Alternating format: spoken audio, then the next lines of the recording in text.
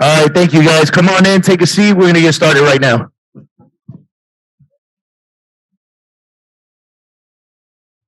All right, so the three of us up here got really, really lucky because we get to interview Mr. Robert Palmer, who is a mentor, an innovator, a builder, and just all around pretty amazing guy. Wouldn't you agree?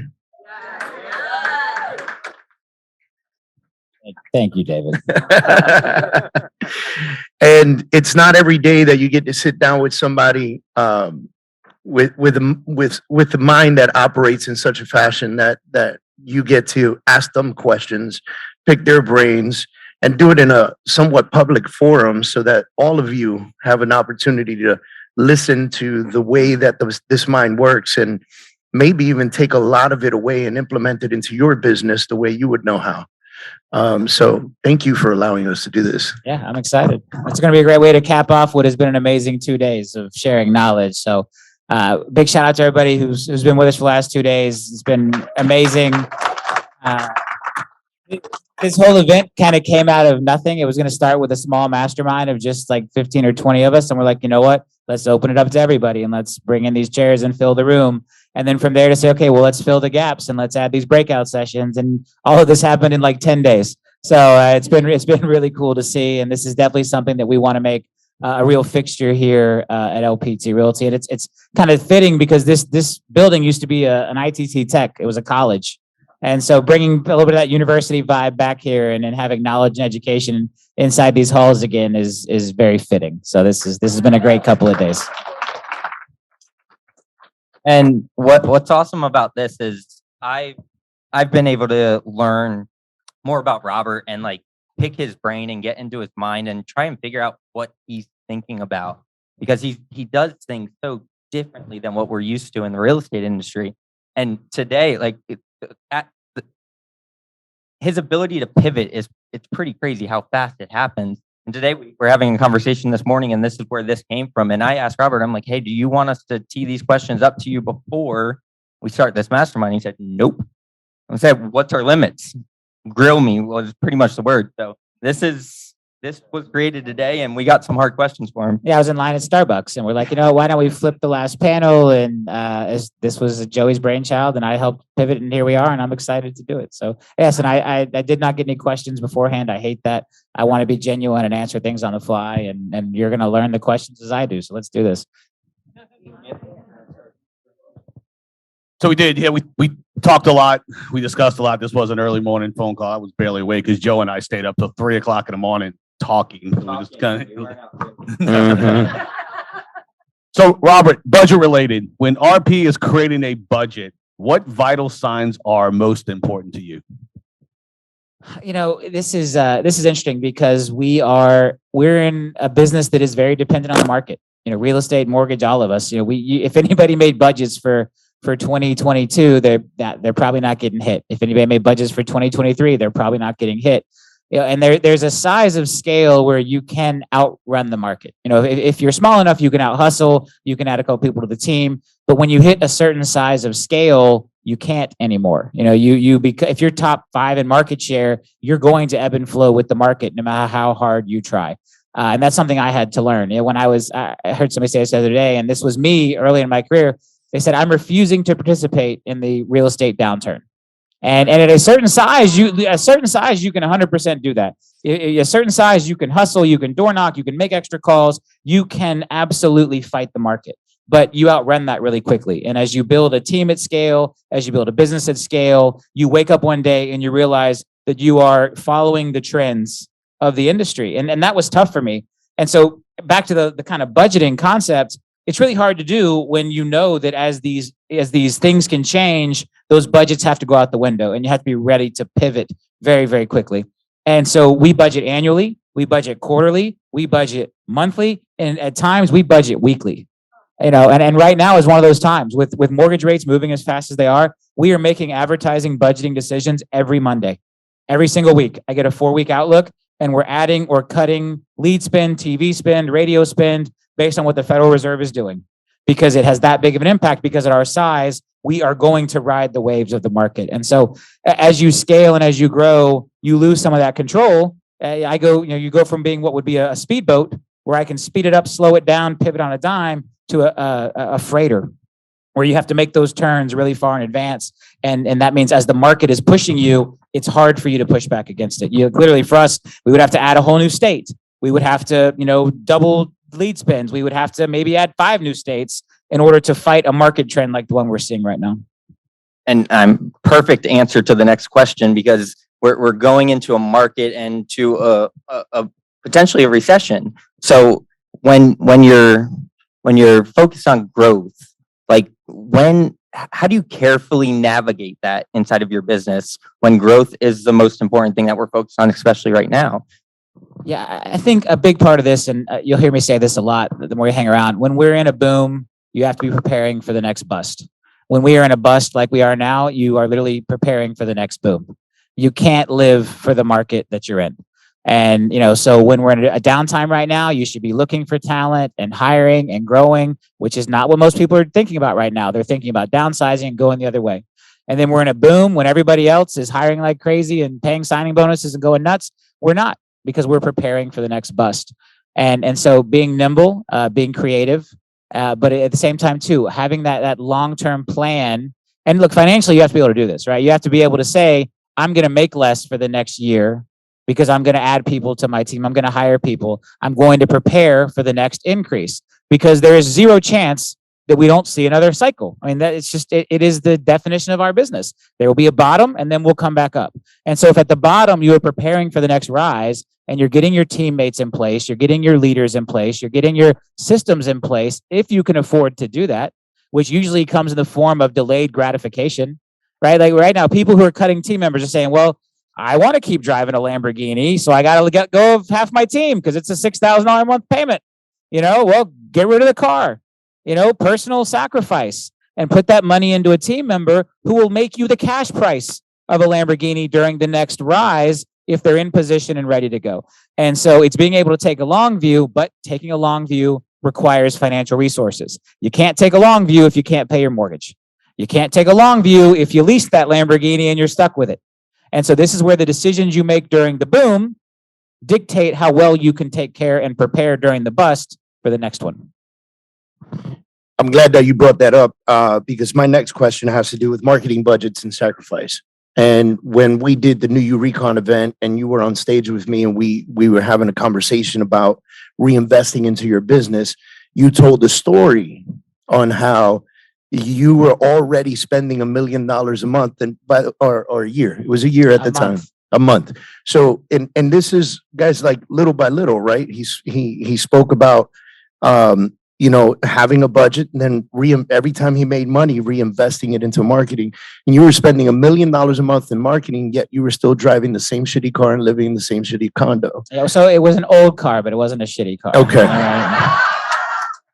That's what you said on stage. I'll check the replay, but yeah, I don't think I said shitty car. No. All right. But it was the same old car that I had for a long time that I had bought, that I had paid cash when I was doing better in life. It was a G-Wagon, but it was now like a 10-year-old G-Wagon. It really did ride like, it rode like crap. Like the suspension was terrible, but I would take mail to the post office in the back of my G-Wagon, and the people at the mail office thought this was the funniest thing ever. But I didn't buy a new car. I kept driving that same old car, but we did live in an apartment.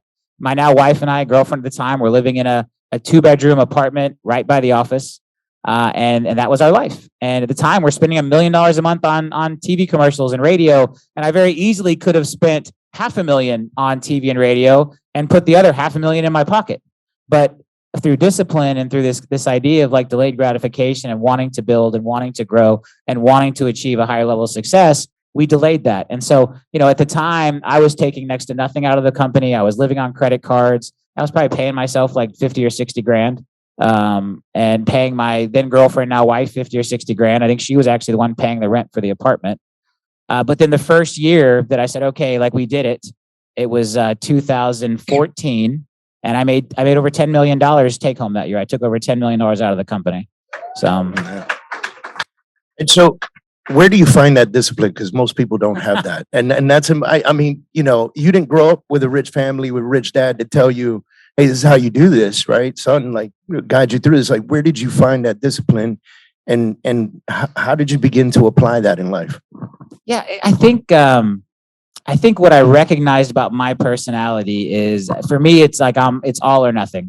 You know, I'm an extremist. You know, it's all in or all out.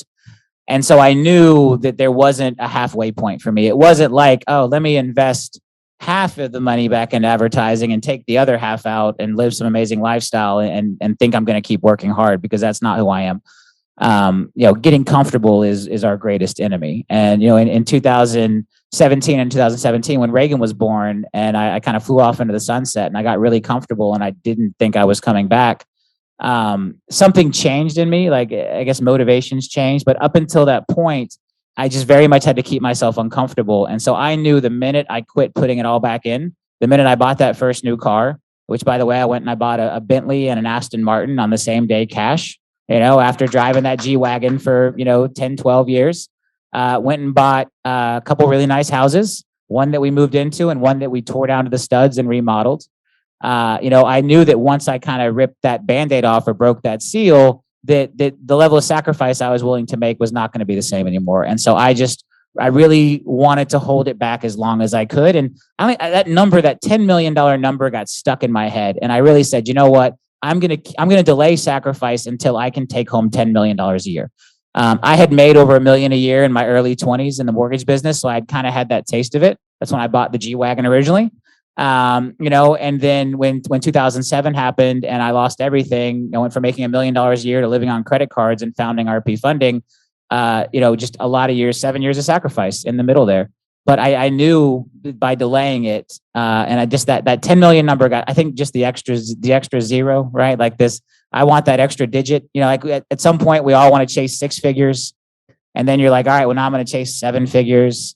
And then I was like, all right, well, I'm not pulling the Band-Aid off until I'm at 8 figures, and then I actually hit 9 figures once in the last couple of years. So it's pretty interesting. Well, you said something, you're all in or all out. And I think one of the questions we had, it's funny how these all fall into place. How do you decide to make the decision where and when? Like, for example, everybody in this room probably has a budget. And if I go all in right now, shit. Like what does that, how do you determine, how do you decide that, and on what? Yeah, like I think a lot of it is how much are you willing to sacrifice? What can you scrape together? What are you willing to live without? What that new car, that $6,000 a month car payment for a really, really nice car, what is that going to do for you? What could you, if you put that same $6,000 into Google pay-per-click, what is that going to do for you long term? What is that investment in your business going to do? And it's just this constant choice of making decisions. And one of the hardest things for me was, Jill, my girlfriend at the time, now wife, was forcing her into this crazy vision of mine, because she's like, why? Like, what's happening right now? But at the same time, she really did embrace it. In the beginning, I think she was like, what's going on? But then she actually embraced it so much. There was a year, I want to say this was probably like 2012. I bought her this really nice bracelet from Tiffany for Christmas. I think it was like $5,000. And she made me take it back and put that $5,000 in a direct mail. And that was totally her. I was embarrassed taking the thing back. I'm like, geez, these guys at Tiffany, I think I'm a cheapskate. But she's like, look, I appreciate the gesture here, but I know what we're doing right now. And I want you to return this. And we put that $5,000 into direct mail. And that was her committing to this vision with me. And really believing in the delayed sacrifice of what we were doing. And now she's got a jewelry full of really expensive Tiffany, and we're like on their super VIP list. And so in the end, it all worked out. But again, by delaying the gratification, instead of a $5,000 bracelet, it's a $500,000 necklace, 5-7 years later. So what do you want to delay in order to achieve those goals later in life? That's awesome. And it's so hard to comprehend, I guess, like where you're at and what you're doing and your mind. And I guess going back to the building a team inside of this new world that we're living in this organization, and a different model than what we're used to in this industry. How do you see the structure actually looking inside of specifically LPT for someone looking to grow a team as large as Jenny Weimer's? Yeah, so I think we purposely built these comp plans. A lot of people look at the 100% plan and say, "Oh, you did the 100% plan so you could attract a lot of low quality agents, or you're going to attract a lot of agents who don't do as much business." I hear this a lot. It's so interesting because that's not it at all. we devised that plan because we recognize the real value that a brokerage can bring. And what we recognize is that someone else has to make up that gap in value. And so if you're a newer agent and you need more help, and you're coming out of a brokerage where you're used to spending $15,000 on a cap or $23,000 on a cap, and you come here, there's $10,000 up for grabs to join a team. Why are we so focused on team building? Why are we so focused on teams? And there are things that for a new agent, we will just never be able to provide at scale. With 100,000 agents, 50 states, the amount of people we can bring into this room as a percentage of our culture is very small. So who's going to carry that forward? The team leaders. And so by building a model where we take less on those agents, we are freeing up the ability for them to join teams. And then we didn't put a lot of strings on it. Other brokerages, they'll give you a half cap or a quarter cap. At Keller, you can get your cap down to 8,000 or whatever if your team is big enough. Or at EXP, you can get your cap down to 4,000 if your team is big enough. You meet a bunch of requirements. But how are you supposed to get there? How are you supposed to get to 30 or 40 agents when they're charging their full cap, and then you've got to try to pile something else on top? Miranda talked about at her brokerage, because the splits are so bad, there's no room for a team leader to monetize and help them participate. And so we built a model that allows team leaders to monetize that gap, to come in and provide value in that window without the end agent being overcharged. And that really is what it's about. So I see us being a brokerage of teams. And then I see this network concept that I've talked to some of you about, this idea of a team of teams becoming the real end game. And, Keller pioneered expansion. It didn't really work from what I've seen. Because the idea that a rainmaker was going to duplicate themselves into 10 different markets, that's tough, okay? Well, think about the original vision for a team. The idea wasn't that the team leader would do all the direct agent work themselves. The idea is that the team leader would elevate themselves to a new role to then lead and guide agents who are doing the actual work. So if you're going to expand into multiple markets, you need someone who then elevates themselves to a new role. And we're kind of internally calling this like a network leader. And this isn't a downline. This is a financial arrangement where you're saying, hey, I run a team in Tampa and I'm going to join Robert's network and I'm going to pay them a piece of the commission from all of my deals because I want him to help me build my team. And then I'm going to help my team members do more real estate. And so this idea of a network where someone who wants to be in multiple markets, you're not going to do that directly. If you have 10 agents and you got 2 in each market, 5 across the country reporting directly to you, that is not going to work. That's why the original expansion models failed. But if you go find a rainmaker in that market and you bring value to them, you bring a network value proposition to them, and maybe that's 5% of the commission, maybe that's 10% of the commission. It's a lower number because you're providing a different set of value. But by being that leader then to teams and team leaders in the local markets who then lead agents, that is the structure I see. Because what's happened is the brokerage layer has continued to kind of move further and further back into the background. We're almost at this point like Visa or MasterCard. We're the ones just moving the money around and checking compliance. The bank has to make the actual decision. The bank actually funds the credit card. Visa and MasterCard just move it around. The brokerage is the underlying pipes. And so team leaders are going to help agents foster and grow. And so we needed a comp plan that allowed them to do that without taking too much of the agent's money. And then these network leaders can help build team leaders and help team leaders grow. And that's what I believe the key is going to be to seeing nationwide organizations, nationwide networks, teams of teams coming out of the ground. And that's what we want to be the pioneer of, here at LPT Realty. And that's what we're going to help drive. And look, there's a couple of these happening right now. Ben Kinney has Place. Adam Hergenrother has Livian.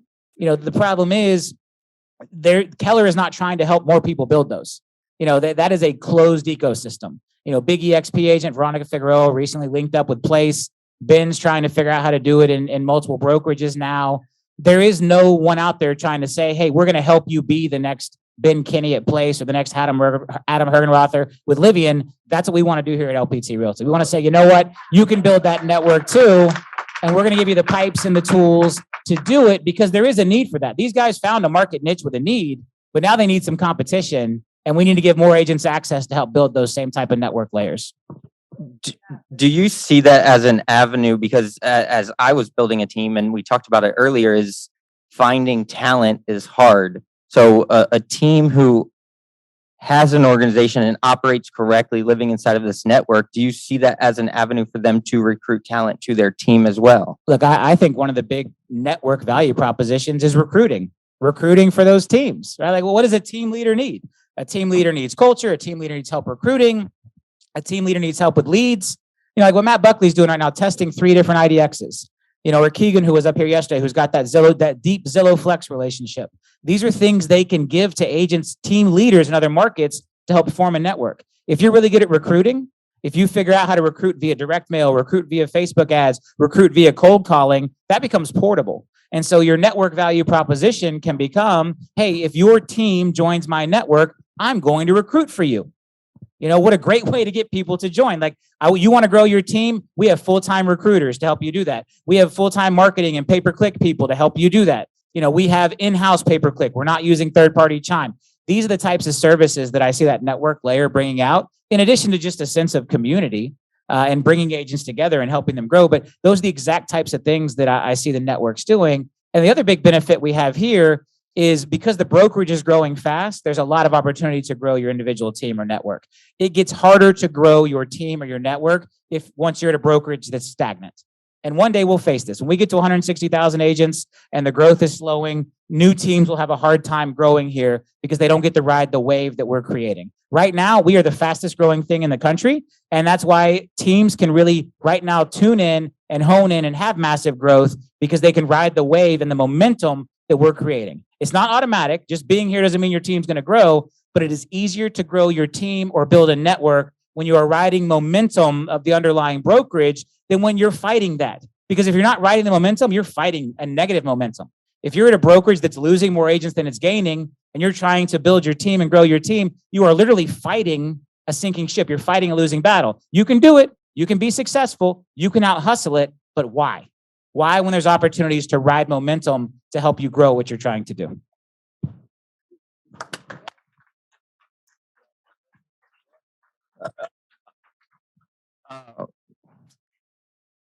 I want to ask this because I'm thinking about this. Do you know the framework of, I think we called it middleware before, and then you said that name isn't sexy enough.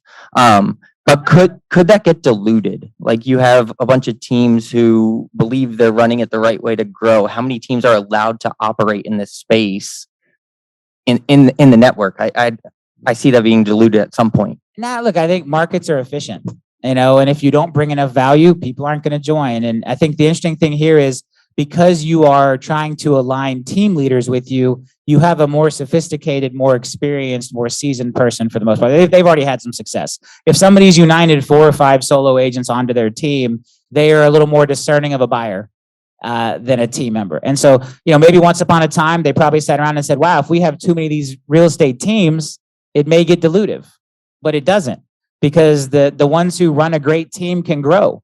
And there's always room for somebody new to come in. And, you know, as much as I dislike crypto, and crypto is having its problems right now, the one thing I do like about crypto is this idea of decentralized decision making. If you look at the old brokerage model, the Keller Williams model, Gary sold a regional franchise to this guy who sold a franchise to this guy who anoints a team leader as the head of that market center. And that command chain was dictated down from the top.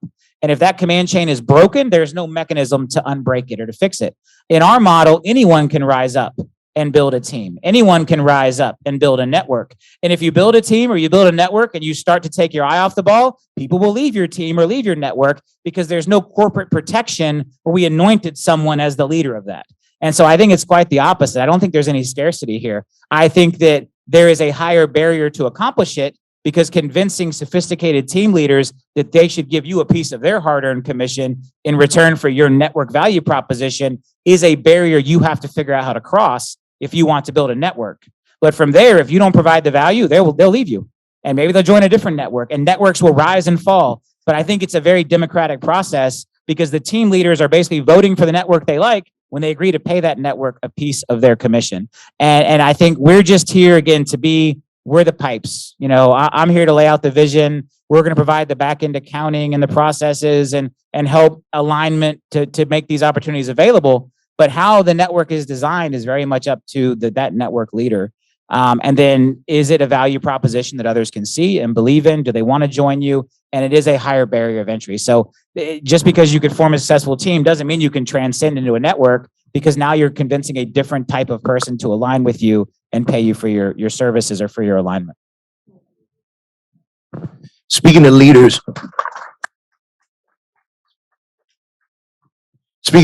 what attributes do you believe that leaders of an organization or a team or a network really need to hold true or vital to leadership? What are some of the things they got to bring to the table that if they just don't have it, it just doesn't work?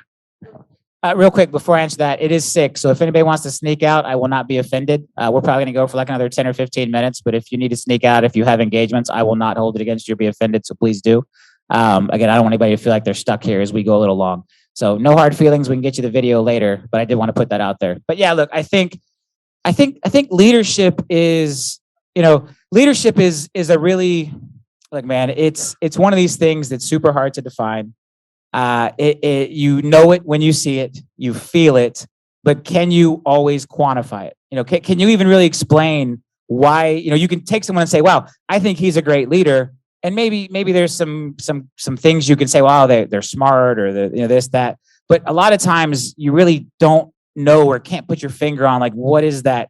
What's the it factor? Or what's the intangible? Like, there's almost always something else there. We can talk a lot about integrity and honesty, and I think those are required whether you're a leader or just a good human being.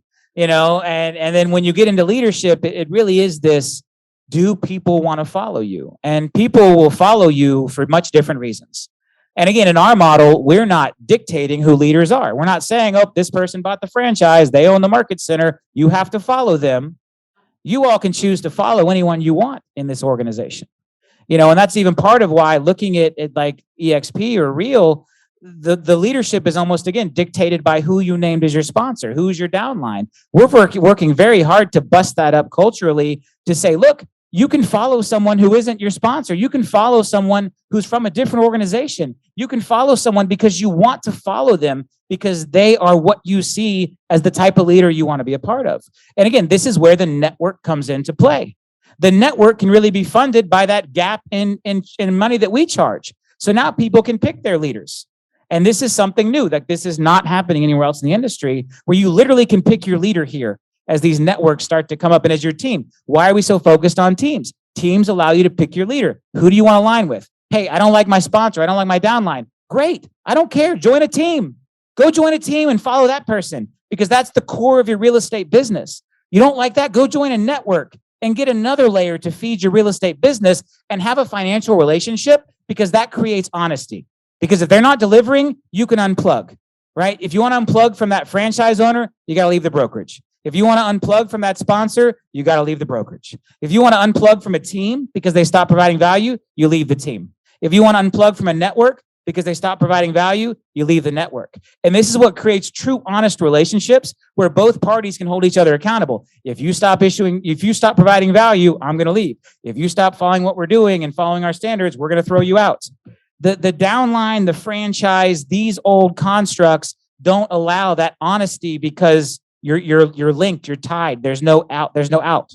And that's where this network and team concept becomes so important for us to build the culture that can survive beyond MLM saturation, right? What does that mean? That means when we get to 160,000 agents, agent 160,001 has zero chance of coming in here and getting rich on rev share, right? Zero chance. Like, it can't happen. So while the growth and the organizations are super important to how we're building and how we're growing and how we're introducing the brokerage, ultimately, when we reach saturation and there is no more growth, there's no meteoric growth, what keeps people here? What are the ties? What are the relationships? What are the honest relationships? What are those give and take relationships to create a real estate brokerage that can survive the test of time, so that what we're doing to EXP and EXP did to Keller and Keller did to Remax and Remax did to whoever came before them doesn't happen to LPT. And that is what I am purely focused on as the CEO of this company. I have no doubt that with this amazing group, we're going to get to 100,000, 160,000 agents. How do we keep it?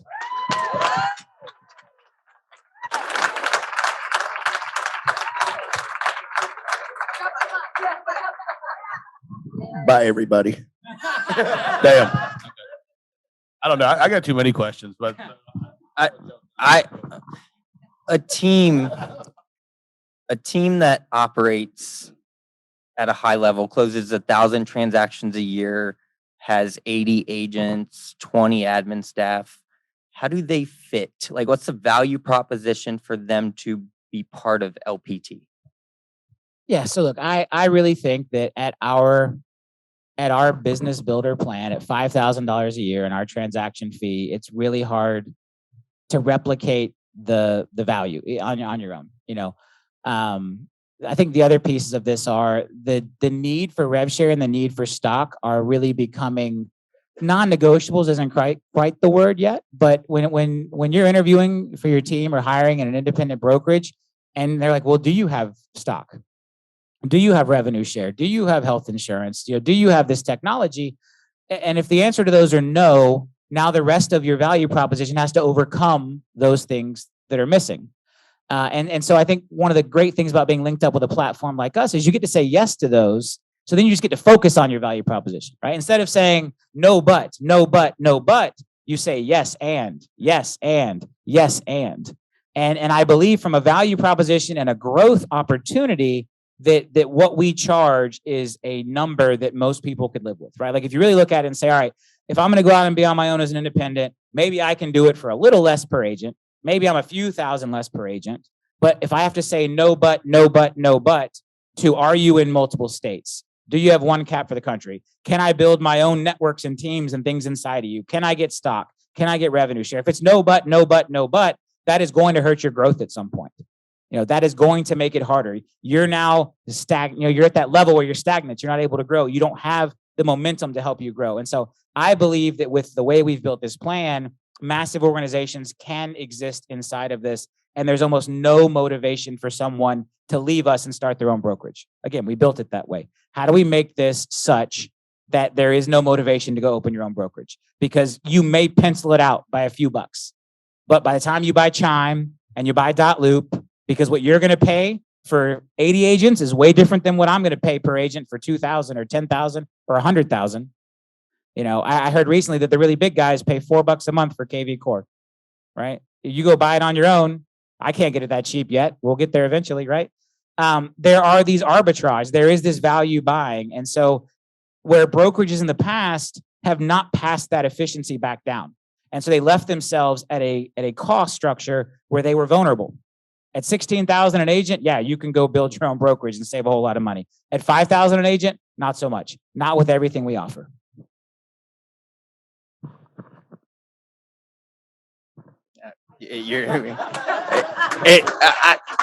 I Stumped. So I was going to ask because that's someone. Two more, and then we're going to wrap it up. Two more. So a lot of it is out here all night. It's someone living inside of our organization and building to that. But what happens when someone's out on the outside of the organization, living that independent brokerage or a Keller Williams team that is operating at that level? Why would they join us right now? Like, how do we pitch that to them? Because I have those conversations and sometimes I get stuck on selling the vision of what we're doing and the added benefit to them as a team owner and their team. How does LPT leverage that team to operate at a higher level and build a bigger culture inside of their organization?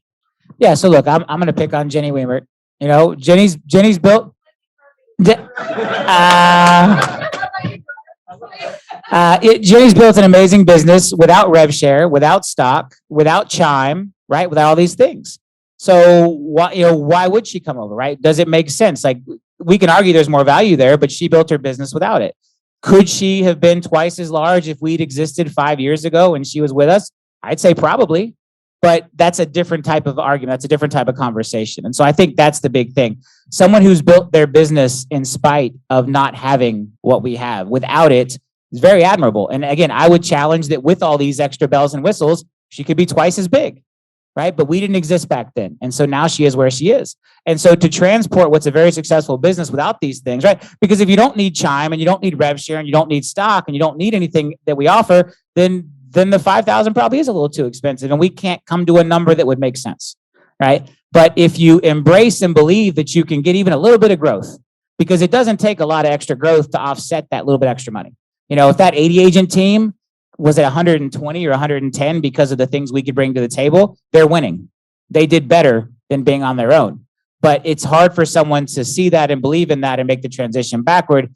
And the really amazing thing is, and we've seen this happen with almost every model out there, usually when it clicks for people is right about the time it's too late, right? After we go public and this, we go public, the stock goes up, all of a sudden people are making crazy rev share checks and we're at agent 80,000 and the opportunity is dwindling. That's when you see a lot of people make, all of a sudden a lot of those Keller teams or whoever you're talking to, it's like, oh yeah, let's talk about it. And it's tough. It's hard because there is a risk. We're an unknown, like we're a startup.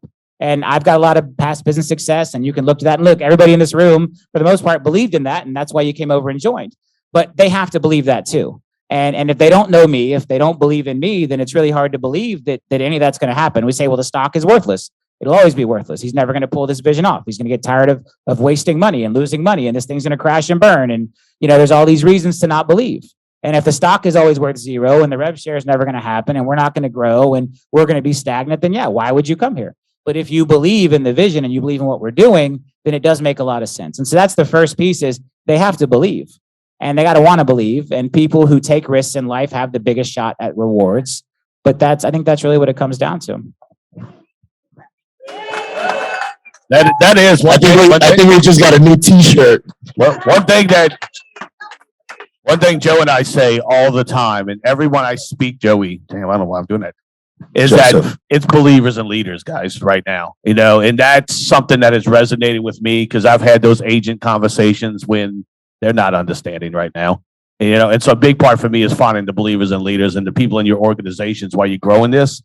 That's important, So maybe one quick question, because I know when you mention these organizations, those leaders in your organization or in your network are important. So finding those people, maybe what is that conversation? Because you obviously have an amazing staff. You have some amazing leaders you built with this company. What were you looking for? What was something that stood out to you for those people, for you to take, let's say, RP funding to that level, and then now LPT? Yeah. So a couple of things there. Loyalty is super important. When you have someone that's loyal and wants to work hard, then I believe it's our burden and our responsibility as a leader to figure out the right role for them. And if you can get good at that, if you can get good at identifying the talent and identifying the right role, even if you got to make the role up. I think a lot of us, we go at this the other way. Maybe we read the red book back in the day and the red book told us we needed this person and that person, and this person and that person, but that's not who you have. You have these people over here and they don't fit that model necessarily. And so if you're inflexible and you think, oh, I'm gonna have to fire all these really loyal people because they don't fit this model I've just been handed down from on high, you're going to burn your business down. And so I took a very opposite approach and said, hey, what are my assets? Who are my people? Let me craft the model around their skill sets. Let me craft the model around their talents. And if you can do that with people, and then you can reward that loyalty and reward that hard work by creating the model that meets what they need to do, not saying, oh, you don't want to just do listings, or you can't just do buyers, or you're not fit for this, you're not fit for that. I'm going to throw you off my team, even though you're a really loyal, hard worker. No, let's find a role for that person. Right? They got to be hardworking and loyal. That's the part you can't teach, can't fix, can't undo. But build the model around your people. It's way easier to make up titles and roles than it is to find amazing people. The second thing I will say, and this is a mistake that a lot of people made, I've made it, is we always promote people to one level higher than what they were suited to do. Right? Like, you're an amazing agent, I'm going to promote you to a team leader. You're an amazing team leader, I'm going to promote you to a vice president. You're an amazing vice president, I'm going to promote you to senior vice president. And all of a sudden you suck at that job. You were great at the last job, but that doesn't always mean you're going to be good at the next job. And so how do you deal with that as a leader? You got to have tough conversations with people sometimes. Like, hey, we put you into a role. I thought it was going to work. It didn't work. We got to go back a step. And that's hard. And maybe that means you eat the delta in money so you don't penalize them financially. Like, hey, role-wise, I'm moving you back down a level, but I'm going to keep paying you at the higher level because I made that commitment to you and I put you into a role that was just one level above what you could actually do. Because great salespeople do not always make great managers. And great managers do not always make great executives. And great executives do not make great CFOs or CEOs or CTOs. And again, that's a mistake we make because we want to reward loyalty, so we continue to promote. But at some point, you will promote them right above their skill set. And that's the oh crap moment. And how you deal with that is, again, what identifies and what kind of means what you are as a leader. And so for me, it's have the hard conversation to say, hey, you got to go back into this role that's slightly different than what I thought you could do, but I'm going to continue to pay you. You know, if I gave you a raise with that last move, I'm not going to haircut your lifestyle because I made a mistake as a leader. And that's another thing that I see a lot of. They're either afraid to have that tough conversation, or worse, they just fire them, right? They forget how great they were at the last 5 roles. And it's like, oh, yeah, they suck at this. Time to go. You know, this isn't working. Well, you just burned an amazing asset that worked their way up to your company. And so that is a point all of you will face as you promote and as you grow. And that's one of the hardest things to deal with as a leader. What would you say as you know, to folks in the room that are looking to build a team and they're gonna walk away this week and this weekend they're gonna put to bed the whiteboard of their team development, right? What would you say the number one mistake that teams make that really just derail them is, so that they can avoid it? Yeah, look, I think, you know, developing this team value proposition and really understanding it and being able to deliver on it and believing in it and committing it to your memory. You have to, if you can't do that, like a lot of people say, oh, I'm gonna do this, I'm gonna build this, I'm gonna get these leads, I'm gonna do that. If you can't do that, you have failed. And if you put it out there before you know you can do it, before you figure out you can do it, that's a problem. And so the key is, look, we showed you these 2 days that teams can come in all shapes and sizes. You can lead a team off of having an amazing Facebook group, having an amazing co-working space, having the ability to buy and convert Zillow leads, having listings because you spent a lot of time farming, whatever it is, having a relationship with a big company or relos or a network of people or being a great connector. There's lots of different things you can do, but don't get that twisted and don't think, well, I'm starting a team now, so I'm going to promise everybody Zillow leads, but I've never worked a Zillow lead in my life. Right? Your team value proposition needs to be made up of things that you know you can deliver and you are confident and comfortable in. And then to take that one step further, it needs to be defendable. Right? If there's nothing defendable about your team value proposition, if you don't have that moat, we talked about this yesterday, they used to put the moats around the castles to keep them from getting stormed. If there's nothing moatable about your team value proposition, then you are destined to fail. Right? And the whole thing doesn't have to be moatable. Like, yeah, not every piece of it, but you got to have a couple little pieces in there that are unique, that are defendable, that are hard to replicate, that are hard for someone else to create, or else you will create a revolving door. Because if they can get all the same stuff somewhere else with no low cost, low barrier to entry, you cannot hold that team together. And that's where retention becomes a really tough challenge. Guys, give Robert a round of applause.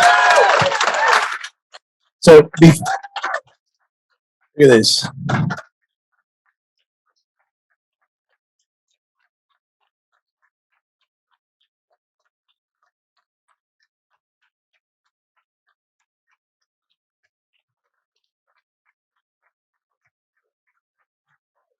Hey, thank all you guys so much. You know, you all mean the world to me. You know, we're on this crazy ride together, and I want to thank each and every one of you so much for believing in this vision and being here and being a part of this. And I hope that you have that little bit of motivation now. And it may not be to go start a team tomorrow, because I get it, not everybody's at that point in their career, but understand that is a real path, that is a real potential, and it is a key. If you want to have a little more flexibility in your life, have some of that freedom, start to build something that can give you a little more freedom in life, the ability to grow, create wealth, start to step out of production.